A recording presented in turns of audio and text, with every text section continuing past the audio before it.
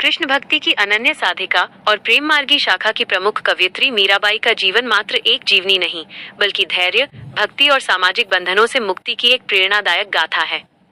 मीराबाई का जीवन हमें सिखाता है कि जब आत्मा का परमात्मा से मिलन होता है तो संसार के भय और बाधाएं तुच्छ हो जाती हैं।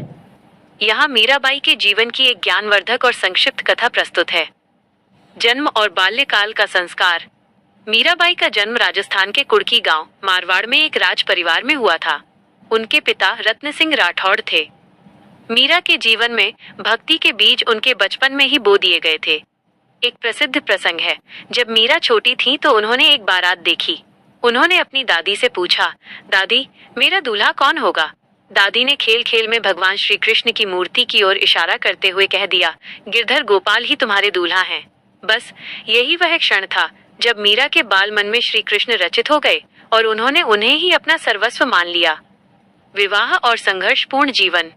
मीरा का विवाह चित्तौड़ के महाराजा राणा सांगा के पुत्र भोजराज के साथ हुआ। राजसी सुख सुविधाओं के बीच भी मीरा का मन कभी संसार में नहीं लगा। वे अपना अधिकांश समय मंदिर में साधु संतों के साथ सत्संग और भजन कीर्तन में बिताती थीं।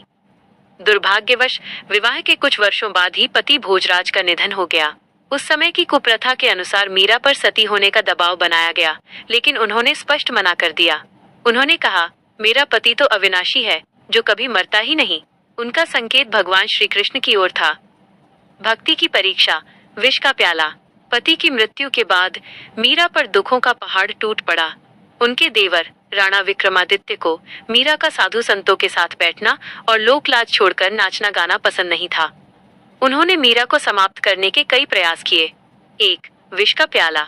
राणा ने मीरा के पास फूलों की टोकरी में एक विषैला सांप और पीने के लिए जहर का प्याला भेजा। मीरा ने इसे चरणामृत समझकर पी लिया। आश्चर्य की बात यह रही कि वो विष अमृत बन गया और मीरा का बाल भी बांका नहीं हुआ। 2. कांटों की सेज। उनके लिए कांटों की सेज बिछाई गई, जो प्रभु की कृपा से फूलों की शैया में बदल गई। ये घटनाएं हमें सिखाती हैं कि पूर्ण समर्पण और अडिग विश्वास के सामने मृत्यु भी नतमस्तक हो जाती है। लोकलाज का त्याग और द्वार का गमन। मीरा ने अंततः चित्तौड़ का त्याग कर दिया। वे वृंदावन गईं और फिर वहां से द्वारका चली गईं। मीरा का मानना था कि भक्ति में पर्दा या घूंघट कैसा।